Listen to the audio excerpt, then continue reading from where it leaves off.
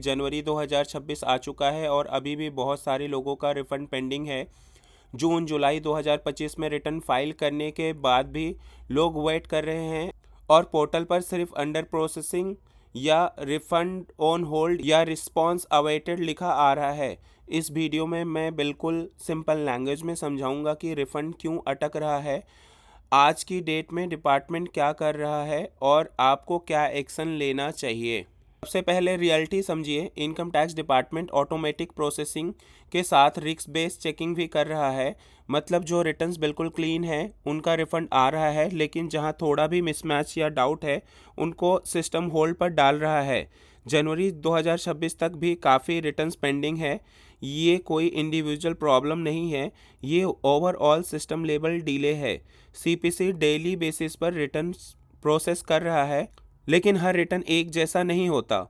Latest data के according 7 जनवरी 2026 तक काफ़ी cases section 143 subsection 1, section 143 subsection 1 clause A, section 139 subsection 9, AIS TIS alert और section 245 के under pending है।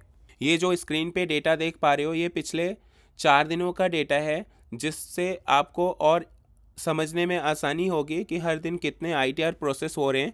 जैसे जैसे नंबर ऑफ़ ITR प्रोसेस पे इंक्रीमेंट हो रही है वैसे वैसे आप समझो उन लोगों का रिफ़ंड आना स्टार्ट हो गया है। 4 जनवरी को ऑलमोस्ट 8 करोड़ ITR प्रोसेस हुए थे, जो बढ़ के 7 जनवरी को ऑलमोस्ट 8.07 करोड़ हो गया। दैट मीन्स कि पिछले 4 दिनों में 7 लाख ITR प्रोसेस हुए हैं। इसको और आसानी में समझे तो यदि हम नंबर्स में देखें तो 6 जनवरी को 8,4,80,333 ITR जो वेरीफाई होके प्रोसेस हुए। ये नंबर बढ़ के ऑन 7 जनवरी 8,07,07,164 हो गया। तो मोरलेस एक दिन में यहाँ पे एवरेज 2 लाख ITR प्रोसेस हुआ, which is a quite good number. और हम बोल सकते हैं कि जो ITR प्रोसेसिंग का स्पीड है वो काफ़ी तेज़ी से है। अब बात करते हैं रिफ़ंड डिले के सबसे कॉमन रीज़न की। सबसे बड़ा रीज़न है AIS और TDS मिसमैच। आपने जो ITR में दिखाया है वो अगर AIS या फॉर्म 26 AS से मिसमैच है या मैच नहीं करती तो सिस्टम ऑटोमेटिक रिफंड रिलीज़ नहीं करता। बहुत बार इंटरेस्ट इनकम, FD इंटरेस्ट या डिविडेंड मिस हो जाता है और वहीं छोटी सी चीज़ रिफंड को रोक देती है। दूसरा रीज़न है हाई वैल्यू रिफंड। जिनका रिफंड अमाउंट ज़्यादा होता है उनका केस एक्स्ट्रा वेरिफिकेशन के लिए ऑटोमेटिकली फ्लैग हो जाता है। तीसरा रीज़न है मल्टीपल रिविजन्स। आपने एक से ज़्यादा बार ITR रिवाइज की है तो CPC उस रिटर्न को मैनुअली या रिस्क चेक के थ्रू देखता है, जिससे टाइम लगता है। चौथा रीज़न है गलत ITR फॉर्म सेलेक्ट करना, जो काफ़ी लोग अननोइंगली कर देते हैं। पांचवा रीज़न है बैंक अकाउंट वैलिडेशन। अगर अकाउंट इनएक्टिव है, रीवैलिडेशन पेंडिंग है या IFSC में एरर है तो रिफंड डायरेक्टली होल्ड हो जाता है। और छठा बहुत कॉमन रीज़न है पुराना आउटस्टैंडिंग डिमांड, जहां सेक्शन 245 के अंडर रिफंड को एडजस्ट कर दिया जाता है। अब सेक्शन 245 पर थोड़ा ध्यान देने की बहुत ज़रूरी है। कई लोगों को पोर्टल या SMS में मैसेज मिलता है कि refund is kept on hold as a tax payers response और JO's रिस्पॉन्स इज अवेटेड। इसका मतलब ये होता है कि आपके नाम पर कोई पुरानी डिमांड सिस्टम में दिख रही है।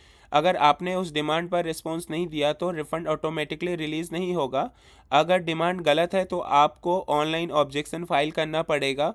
अगर डिमांड सही है तो रिफंड एडजस्ट हो जाएगा। सिर्फ वेट करते रहना यहाँ काम नहीं करेगा। अब सवाल है कि आज के टाइम पर टैक्स पेयर को क्या करना चाहिए। सबसे पहले इनकम टैक्स पोर्टल पे लॉगिन करके पेंडिंग एक्शन और ई प्रोसीडिंग चेक करना है।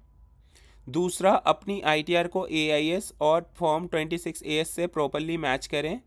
तीसरा, बैंक अकाउंट को एक बार दोबारा वैलिडेट करें, चाहे पहले से वैलिडेट ही क्यों ना हो। चौथा, अगर सेक्शन 245 का कोई और नोटिस आया है तो उसका रिस्पॉन्स टाइम पर सबमिट करें। और सबसे इम्पॉर्टेंट बात है, बिना रिस्पॉन्स बार बार ITR रिवाइज ना करें, क्योंकि हर रिवीजन प्रोसेसिंग को और स्लो कर देता है। अब आपसे ऑनेस्ट एक्सपेक्टेशन की बात करते हैं। जनवरी फरवरी 2026 के बीच में काफ़ी पेंडिंग रिफंड्स क्लियर होने की पॉसिबिलिटी है, लेकिन सिर्फ उन केसेस में जहां कोई मिसमैच या नोटिस पेंडिंग नहीं है। जिनके केसेस में AIS इशू बैंक इशू या ओल्ड डिमांड है, उनका रिफ़ंड तब तक नहीं आएगा जब तक टैक्स पेयर एक्शन नहीं लेता। इसलिए अगर आपका रिफ़ंड अभी तक नहीं आया है तो घबराने की ज़रूरत नहीं है, लेकिन साइलेंट रहना भी गलत है। आखिरी बार दोस्तों, अगर आपका रिफ़ंड पेंडिंग है तो कमेंट में लिखिए कि आपने रिटर्न कब फाइल किया था, रिफ़ंड अमाउंट कितना था और क्या कोई नोटिस या मैसेज आया है। अब जैसे एज यूजुअल मैंने अपने खुद का पर्सनल आईडी से इनकम टैक्स पोर्टल पे लॉगिन कर रखा है। आप देख सकते हो मैंने ITR 3 फाइल किया था सितंबर 14 2025 को। सेम डे मैंने वैलिडेट कर दिया था और सक्सेसफुली वेरीफाई भी कर दिया था, बट स्टिल ये प्रोसेस नहीं हुआ है। तो घबराने की कोई बात नहीं, आपने ITR सही फाइल कर रखा है, सब कुछ मैच है, आपने इनकम ट्रूली डिस्क्लोज किया है, तो डरने की बात नहीं है। आपका थोड़ा टाइम लग रहा है, रिटर्न प्रोसेस हो जाएगा और रिफ़ंड आ जाएगा। मेरे केस में रिफ़ंड थोड़ा सा बड़ा था और ITR 3 फॉर्म भी थोड़ा बड़ा फॉर्म होता है और मैंने ऑलमोस्ट लास्ट डेट के टाइम पे, ड्यू डेट का लास्ट डेट के आसपास भरा था, तो इसलिए भी डिले हो रहा है। तो घबराने की कोई बात नहीं है, आपका भी रिटर्न प्रोसेस होगा, मेरा भी बहुत जल्दी रिटर्न प्रोसेस होगा। आपको वीडियो में दी गई इन्फॉर्मेशन पसंद आया हो तो लाइक, सब्सक्राइब, शेयर करें। Thank you.